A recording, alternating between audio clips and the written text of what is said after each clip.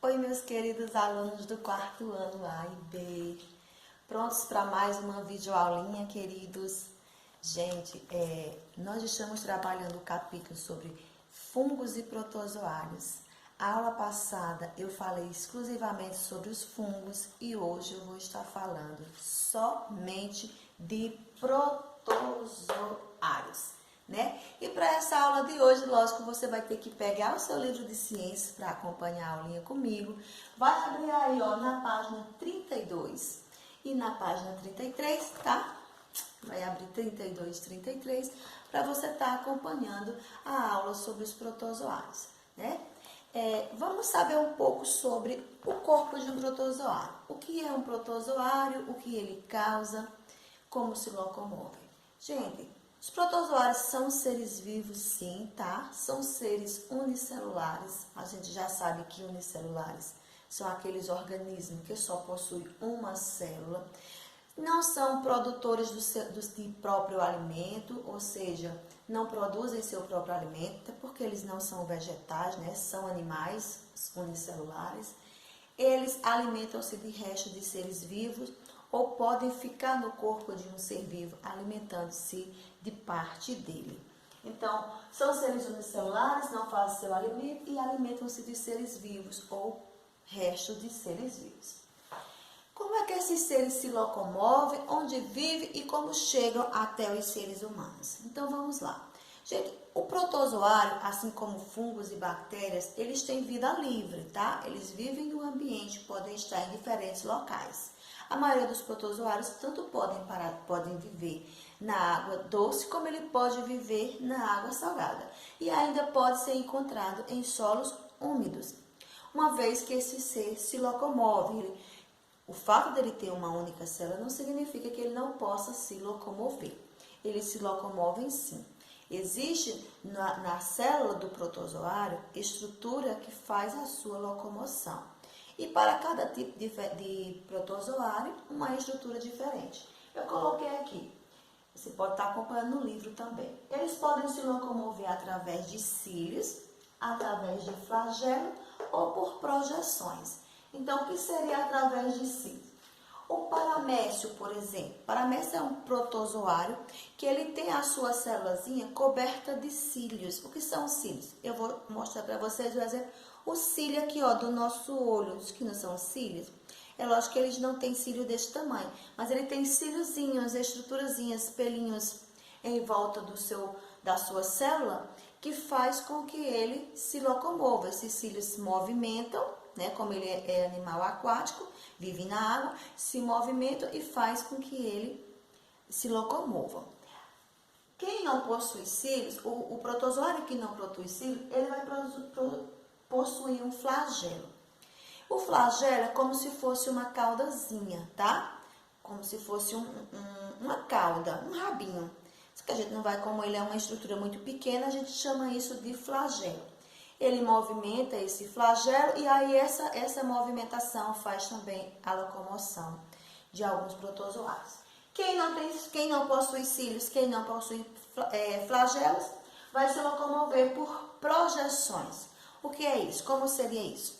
Eu vou dar como exemplo as amebas. As amebas são protozoários, tá? Tipo aquelas amebas que vocês brincam mesmo, aquela massa com cimento, porque ela não tem forma no seu corpo, ela é uma estrutura celular assim, meio que espalhada, e ela se projeta, é como se ela se encolhesse e depois se esticasse, ou seja, ela faz projeções para estar se locomovendo. Então, essas são as formas de locomoção dos protozoários. Ou ele se locomove por cílios, ou ele se locomove por flagelo, ou eles fazem projeções na sua própria célula, tá bom? Eu não vou falar corpo, gente, porque é só uma célula, né? Cada protozoário é formado por uma única célula, todos eles são unicelulares, tá bom? E aí, onde é que esses animais vivem? Só recapitulando, porque eu já falei, eles podem viver no mar, ou seja, em água salgada, podem viver em água doce e podem viver em solo úmido. Protozoários, gente, assim como fungos e bactérias, também têm os seus benefícios e os seus malefícios, ou seja, Existem relações entre os seres vivos com esses protozoários que são benéficas. Eu vou dar como exemplo os protozoários que vivem no intestino do boi e que vivem no intestino do cupim. Para esses animais, eles são benéficos, porque eles ajudam no processo de digestão do animal. O boi, nem o cupim, que se alimenta exclusivamente de vegetal, eles conseguem digerir a celulose, né? A celulose é uma estrutura presente em planta. Então, quem faz isso para o boi, quem faz isso para o cupim, é uma espécie de protozoário que eles possuem no seu intestino. E como eu falei para vocês, os protozoários, eles também podem parasitar o corpo dos seres vivos, seja um animal ou seja um vegetal. Nesse exemplo aí do boi e do cupim, que ele está auxiliando na digestão, ele está sendo benéfico, ou seja, é uma relação boa, né? Ao mesmo tempo que o cupim encontrou abrigo e alimento no estômago do boi, ele ajuda o boi no processo de digestão, digerindo para ele a celulose. A mesma coisa no intestino dos cupins, né? O cupim passa o dia inteiro comendo madeira, não faz digestão da celulose da madeira e aí o protozoário faz isso para ele. Então, é uma relação benéfica. Existem outras relações benéficas de protozoários com seres vivos? Existe sim. Vou dar outro exemplo. Na natureza, os protozoários, eles se alimentam exclusivamente de fungos e de bactérias, gente, tá? O principal alimento deles, quando eles estão em vida livre, tá? Por que eu estou falando em vida livre? Porque eles podem parasitar o corpo de um ser vivo, né? Então, quando eles estão em vida livre, eles podem se alimentar de fungos e de bactéria. E qual é o benefício disso aí? É que eles fazem o controle, né, da população de fungo e o controle da população da bactéria para elas não ficarem aquela população gigantesca de fungos e bactérias na natureza. Tudo tem que ter um equilíbrio, tudo tem que estar equilibrado, por isso que existe presa e predador. No caso de fungos e no caso de bactérias, quem se alimentam deles são os protozoários. E é lógico, é evidente que vai existir um outro animal que vai se alimentar de protozoário também, para poder termos um equilíbrio ecológico. Essa é a parte boa do protozoário também, que ele está na natureza e ele se alimenta de fungos e de bactérias. A outra relação benéfica, além de se alimentar de fungos e de bactérias, é que os seres humanos utilizam também protozoários nos tratamentos de esgoto, né? Na rede de esgoto das cidades que tem tratamento do esgoto, existem uns locais onde a água, os resíduos ficam depositados e ali uma série de protozoários fazem o trabalho de retirada dos fungos e da bactéria da água e de resíduos sólidos, porque esse protozoário vai lá e se alimenta. Então, tá aí uma relação benéfica. Mas é claro que, como todo ser, ele também causa doenças, né? Como todo ser unicelular, ele também causa doenças. Então, quando se instala num organismo humano ou num organismo animal ou vegetal, esses animais também podem causar doença, tá bom? Então, eu coloquei aqui para vocês. Trypanosoma, ele é um protozoário causador da doença de Chagas.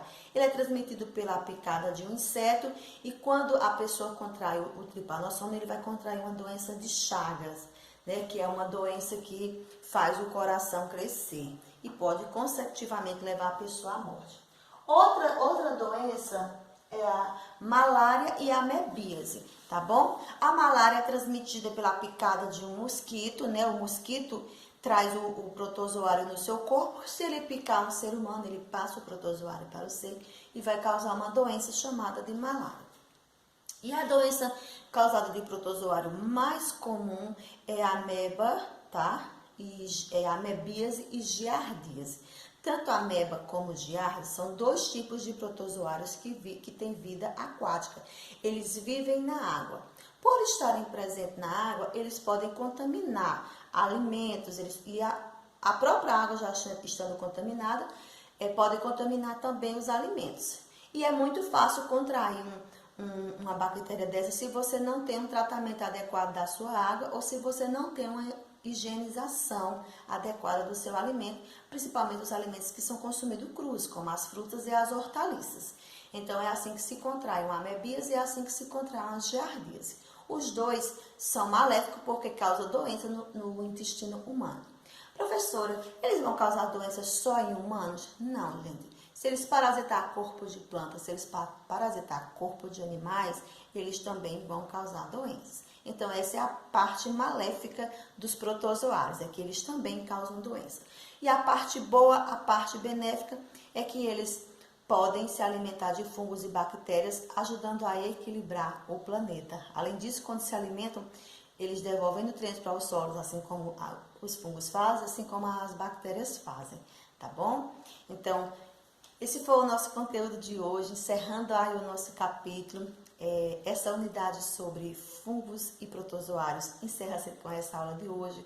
Vocês têm aí, hoje eu vou ser boazinha, tá? Vou deixar aí uma tarefa pequena para vocês. Vocês vão responder a questão 2 da página 32, letra A, B e C, e a questão 3 da página 33, letra A e B, tá bom?